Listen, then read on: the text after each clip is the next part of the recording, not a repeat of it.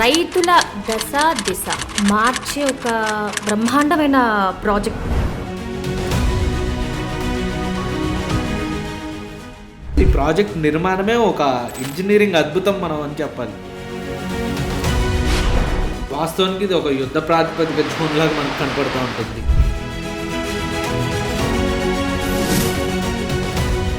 నిజంగా పోలవరం అంటే ఒక వరం అని అనుకోవాలా?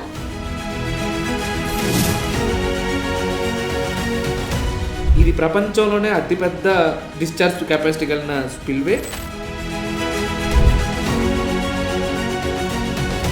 చిరస్థాయిలో నిలిచిపోతాయి వన్స్ ఈ ప్రాజెక్ట్ పూర్తయితే.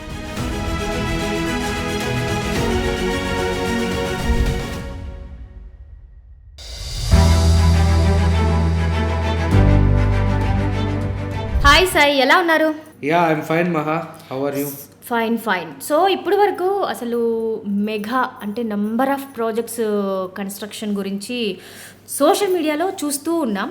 బట్ ఈరోజు ఒక యూనిక్గా ఉండే ఒక ప్రాజెక్ట్ గురించి మనం డిస్కస్ చేద్దామా? Yeah, obviously. అయితే మరి యూనిక్గా ఉండే ప్రాజెక్టు అనుకున్నప్పుడైతే ముఖ్యంగా మనం అనేకమైన ప్రాజెక్టులు చేస్తున్నాం కదా, నేషనల్లో ఇంటర్నేషనల్లో. మెగా కంపెనీ అనేది చాలా ప్రాజెక్టులు చేస్తూ ఉంది. దాని గురించి కంటెంట్ కూడా మనం రకరకాలుగా ఇస్తూ వచ్చాము. సో ఇన్ని వందల ప్రాజెక్టుల్లో మనం చేస్తున్న ప్రాజెక్టులో ఒక అద్భుతమైన ప్రాజెక్ట్ ఒకటి ఉంది. అదేంటిదో తెలుసా? చెప్పండి. అదే మన పోలవరం ప్రాజెక్ట్. ఎస్, పర్ఫెక్ట్గా చెప్పావు సాయి. అసలు ఒక కొత్త పద్ధతిలో ఈ ప్రాజెక్ట్ గురించి ఖచ్చితంగా మనం డిస్కస్ చేయాల్సిందే. ఎందుకంటే ప్రాజెక్ట్ స్టార్టింగ్ నుంచి అది కంప్లీట్ అయ్యే వరకు కూడా ఎంటైర్ ఒక యునిక్ ఫేజ్లో, అంటే అన్ని ప్రత్యేకతలే అని చెప్తాం. నిజంగా పోలవరం అంటే ఒక వరం అని అనుకోవాలా?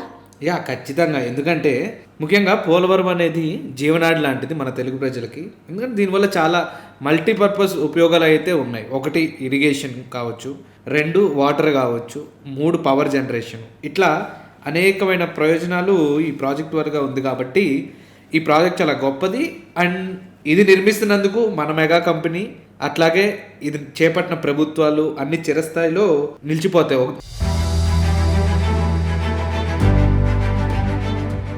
ఎస్, అంటే అన్నట్టు రైతుల దశ దిశ మార్చే ఒక బ్రహ్మాండమైన ప్రాజెక్ట్ కదా ఇది. అంటే దాదాపు 20 years బ్యాకే దీని కన్స్ట్రక్షన్ స్టార్ట్ అయినా ఈ మధ్య కాలంలో ఎక్కువగా దీని వర్క్స్ మాత్రం చాలా స్పీడప్ అయ్యాయి. ఎస్, వర్క్ అయితే మాత్రం చాలా స్పీడ్గా టేకప్ చేయడం అనేది జరిగింది. మీరు అన్నట్టు ఇది నిజంగా వరమే రైతులకి. వరం, అది వరం ప్రాజెక్ట్ అనే చెప్పాలి.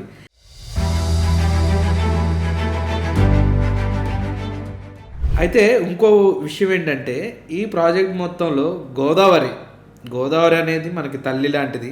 చాలామందికి జీవనాడి, ఎక్కడి నుంచో ప్రారంభమై ఫ్లో అవుతూ వస్తూ ఉంటుంది.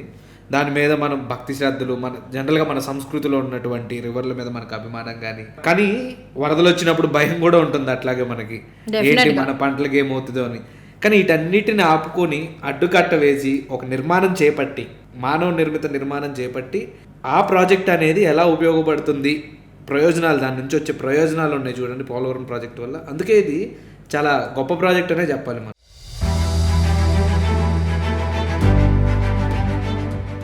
అయితే దీని బెనిఫిట్స్ ఇవన్నీ పక్కన పెడితే అసలు ఈ ప్రాజెక్ట్ నిర్మాణమే ఒక ఇంజనీరింగ్ అద్భుతం మనం అని చెప్పాలి. ఎందుకంటే జనరల్గా మీరు ఎక్కడైనా చూస్తే ఒక ఇరిగేషన్ ప్రాజెక్ట్లో స్పిల్వే అనేది స్పిల్వే రివర్ కోర్స్ మీద ఉంటుంది. అంటే నది ప్రవాహం మీద అడ్డుకట్ట వేసి దాన్ని మనకు కావాల్సినప్పుడు ఆ వాటర్ స్టోరేజ్ చేసుకోవడానికి ఈ ప్రాజెక్ట్ అనేది జనరల్ ఇరిగేషన్ ప్రాజెక్టులు, డ్యామ్ ఇన్వాల్వ్ అయిన ప్రాజెక్టులు ఉంటాయి. అయితే పోలవరంలో ఇంట్రెస్టింగ్ టాపిక్ ఏంటంటే నదినే మళ్లించారు. నది ప్రవాహాన్ని మళ్లించి రైట్ సైడ్లో, గోదావరికి రైట్ సైడ్లో స్పిల్వే అనేది నిర్మాణం చేశారు. అది ఎంత అద్భుతం! ఇంత పెద్ద గోదావరి నదిని మళ్ళించి స్పిల్వే నిర్మించారు అనేది ఒక అద్భుతం. అయితే మీకు నది మధ్యలోనే చూస్తుంటాం ఈ స్పిల్వేలు. ఈ స్పిల్వే అనేది పటిష్టంగా ఉండటం కోసం 2 కొండల మధ్య రైట్ సైడ్, అందుకని స్పిల్వేని నది కోర్స్ కాకుండా సైడ్కి నిర్మించి నదిని మళ్లించడం జరిగింది. సో ఇది ప్రపంచంలోనే అతిపెద్ద డిశ్చార్జ్ కెపాసిటీ కలిగిన స్పిల్వే. అండ్ దాని పొడవు వచ్చేసి 1.18 kilometers. అంటే ఎంత పెద్దదో అనేది మనం గమనించవచ్చు.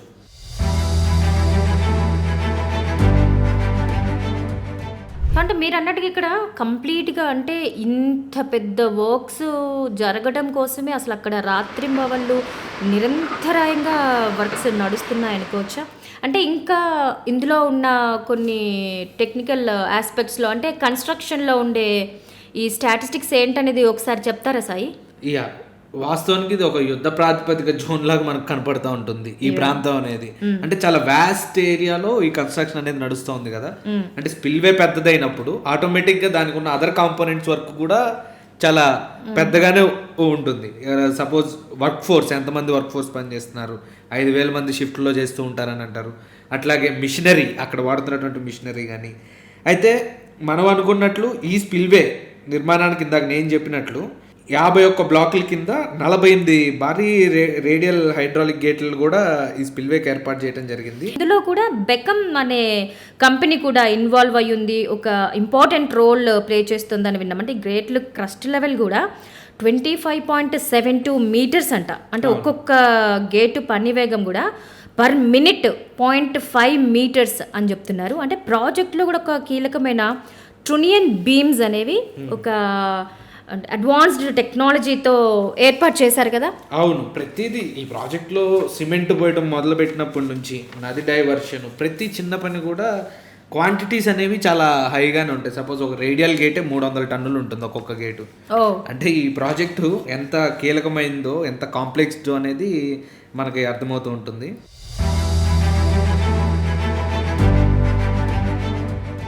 అంటే మనం అనుకున్నట్టు భారీ ప్రాజెక్టులు అంటే ఇక్కడ ఆ భారీతనం అనేది ఇందులో లిటరల్ గా చూస్తున్నాం మనం. ఎగ్జాక్ట్లీ. అంటే ఒక రకంగా ఇది ఇంజనీరింగ్ మార్వెల్ మీరు ఫస్ట్ వాడారు కదా వర్డ్. అసలు నిజంగా అసలు మనం ఒక గర్వపడే విషయం కదా. అసలు ఇదంతా వండర్ అనిపిస్తోంది. అసలు స్పిల్వే అయితే కంప్లీట్ అయింది. ఓకే, ప్రజెంట్ ఇంకేమేం వర్క్స్ నడుస్తున్నాయి సాయి? మనం చూసుకున్నట్లయితే మనం స్పిల్వే నిర్మాణం అనేది పూర్తి అయిపోయింది. అట్లాగే ఫిష్ ల్యాడర్ అనే ఒక స్ట్రక్చర్ కూడా మనం దీంట్లో ఒక ఇంట్రెస్టింగ్ పాయింట్ ఏంటంటే ఫిష్ ల్యాడర్ అనే దాన్ని నిర్మించాం. మనకు అనిపించవచ్చు ఫిష్ ల్యాడర్ ఏంటి, చేపలు నిచ్చెన లెక్కిపోతాయా అని. చేపలు అనేవి నిచ్చెనలు కాదు. జనరల్గా అది ఏంటి అంటే ఈ నదీ ప్రవాహానికి వ్యతిరేకంగా వెళ్ళే జీవాచారాలు ఏవైతే ఉన్నాయో అవి డ్యామ్ దగ్గర అడ్డుపడిపోకుండా అవి వెళ్ళి గోదావరిలో కలిసేందుకు స్పెషల్ గా ఒక స్ట్రక్చర్ అనేది నిర్మించడం జరిగింది. దాని ద్వారా ఏంటంటే ఆ చేపలకి ఆ రివర్ డైవర్షన్ లో ఎదురీదటానికి సులువుగా వెళ్ళి వాటికి ఇబ్బంది కలగకుండా ఒక స్ట్రక్చర్ నిర్మించాం చూడండి. అది కూడా దీంట్లో ఒక నిజంగా అసలు వండర్ ఇది. అంటే మనం ఏ ప్రాజెక్ట్ చేపట్టినా మ్యాక్సిమం అందులో పర్యావరణానికి హాని కలగకుండా ప్రతిదీ కన్స్ట్రక్ట్ చేస్తాం. సో ఇంకా ఇప్పుడు ప్రస్తుతానికి ఇంకా మనం గ్యాప్ 3 అనేది ఒక కాంక్రీట్ డ్యామ్ ఉంటుంది. అది దాన్ని ఫినిష్ చేసాము, దాన్ని కంప్లీట్ చేసాము, కన్స్ట్రక్షన్ కంప్లీట్ అయింది. దాంతో పాటుగా మనం upper coffer dam, lower coffer dam అని 2 టెంపరీ డ్యామ్స్ అనేవి నిర్మించడం జరిగింది. ఎందుకంటే ఈ డ్యామ్స్ వల్ల, ఈ కాఫర్ డ్యామ్ల వల్ల మన యొక్క నీరు స్పేస్ క్రియేట్ చేయడానికి, ఈసీఆర్ఎఫ్ డ్యామ్ కట్టడానికి స్పేస్ క్రియేట్ చేయడానికి ఇవి టెంపరీ డ్యామ్స్ అనేవి కట్టడం జరిగింది. ప్రస్తుతం అయితే పనులు వేగంగానే నడుస్తూ ఉన్నాయి. బావర్ సంస్థతో మనం కలిసి ఈసీఆర్ఎఫ్ గ్యాప్ 2లో డీవాల్ నిర్మాణాన్ని చేస్తున్నాం. అది దాదాపు కంప్లీట్ గా వచ్చింది. అట్లాగే ఈసీఆర్ఎఫ్ పనులు, అసలు ఈ డీవాల్ ఏంటి అంటే ఈసీఆర్ఎఫ్ నిర్మాణానికి కింద ముందు డీవాల్ అనేది ఒక బేస్ గా ఉంటుంది. ఎందుకంటే ఇసుక తిప్పలు కాబట్టి మన నార్మల్ కాంక్రీట్ స్ట్రక్చర్ చేస్తే అది నిలబడదు. భూమిలోకి పునాదులు 90 మీటర్లు, దాదాపు 90 మీటర్లు కాంక్రీట్ వర్క్ తో ఈ డీవాల్ అనేది నిర్మాణం చేసిన తర్వాత దాని మీద మనం ఈసీఆర్ఎఫ్ అనేది earth cum rock fill dam నిర్మిస్తాం. సో ఇదే ప్రధానమైన డ్యామ్. స్పిల్వే కన్నా ఈ ఈసీఆర్ఎఫ్ డ్యామ్ అనేది మొత్తం ప్రాజెక్ట్ కి ప్రధానమైనది. ఒక హార్ట్ ఇది అనుకోవచ్చు, ఎగ్జాక్ట్లీ హార్ట్ అని మనం అనుకోవచ్చు. సో దాన్ని మనం చేస్తున్నాం. అయితే దీంట్లో ఏంటంటే నదీ గర్భానికి దాదాపు 1,30,00,000 ఘనపు మీటర్ల ఇసుకను మనం పంప్ చేసి దాన్ని స్ట్రెంగ్తెన్ చేస్తున్నాం. ఈ ఈసీఆర్ఎఫ్ నిర్మాణం కోసం ఈ గ్రౌండ్ ని స్టెబిలైజ్ చేస్తున్నాం. దీన్ని కవర్ ప్రొటెక్షన్ గా కూడా మనం అనుకోవచ్చు. సో ఇది ఒక ఇంపార్టెంట్ వర్క్ అక్కడ నడుస్తున్నది. సో ఇది క్లిష్టమైంది కూడా.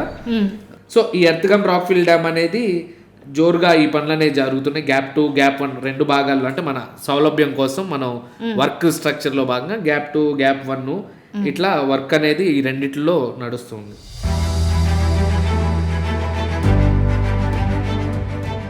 ఓకే, అంటే కొంచెం అంటే మనకి చాలా షార్ట్ పీరియడ్లోనే దీన్ని కంప్లీట్ చేసేయాలి అన్న ఇదిలో మీరు అన్నట్టుగా ఈసీఆర్ఎఫ్ వర్క్స్ కాకుండా సైమల్టేనియస్గా ఇంకేమేం వర్క్స్ కంప్లీట్ చేస్తున్నారు అక్కడ? పవర్ హౌస్ కన్స్ట్రక్షన్ వర్క్స్ నడుస్తూనే ఉన్నాయి, ఓ దాని వర్క్ అటు నడుస్తూనే ఉంది. ఇంకొకటి మనం ఈ డీవాల్ దాంట్లో ఈ డీవాల్ నిర్మాణంలో వెరీ ఇంపార్టెంట్ వర్క్ ఏంటంటే డీవాటరింగ్. ఓకే, జనరల్ గా మనం ఇప్పుడు వాటర్ అక్కడ రాకూడదు, వాటర్ రాకుండా ఆ స్పేస్ ని డ్రై స్పేస్ ఫిల్ చేసి వర్క్ స్టార్ట్ చేయడానికి ప్రిపేర్ చేస్తున్నాం. సో దీనికోసం ఎంత పంపులు వాడారంటే మనం ఆశ్చర్యపోతాం. ఇది నార్మల్ ఇంకే వేరే ప్రాజెక్ట్ కట్టినట్టు, డీ వాటరింగ్ ఇంకో ప్రాజెక్ట్ కట్టినట్టు. సో దాంట్లో ఏంటంటే మొత్తం 174 పంపులు ఓకే లోయర్ కాఫర్ డ్యామ్ దగ్గర మన వాళ్ళు ఏర్పాటు చేశారు. అందులో ఒక్కొక్కటి 88 హార్స్ పవర్ కలిగి ఉంటుంది. అట్లాగే 104 పంపులు ఒక్కొక్కటి 68.5 సామర్థ్యం కలిగినవి 70 పంపులు ఏర్పాటు చేశారు. అంటే అంత స్టెబిలైజ్ చేయడానికి, ఆ ల్యాండ్ చేయడానికి ఈ వర్క్ అనేది నడుస్తుంది. డీటెయిల్స్ అన్ని వింటే అసలు గూస్ బంప్స్ లాగా అనిపించింది సాయి ప్రాజెక్ట్ గురించి. అది కంప్లీట్ అయిన తర్వాత చూస్తే అసలు ఎంత గర్వంగా అనిపిస్తుంది కదా అసలు. అంటే మరొక కలికితురాయి అంటాను చూసా మనం, ఆ టైప్ లో ఇది నిలిచిపోతుందేమో పోలవరం. ఎందుకంటే జనరల్ గా మనం ఏమైనా ప్రాజెక్టులు చూసామనుకోండి, ఆ డ్యామ్ చూస్తాము, లేకపోతే కన్స్ట్రక్షన్ చూస్తాము, పైన కనపడే స్ట్రక్చర్ లో మనకు కనబడితే పెద్దదే అనుకుంటాం. పోలవరంలో అది గొప్పతనం ఏంటంటే అది ఆ కనపడే స్ట్రక్చర్లే కాదు, దాని కోసం చేపట్టిన ఏ చిన్న పని అయినా కూడా చాలా జైగాంటిక్ వర్క్.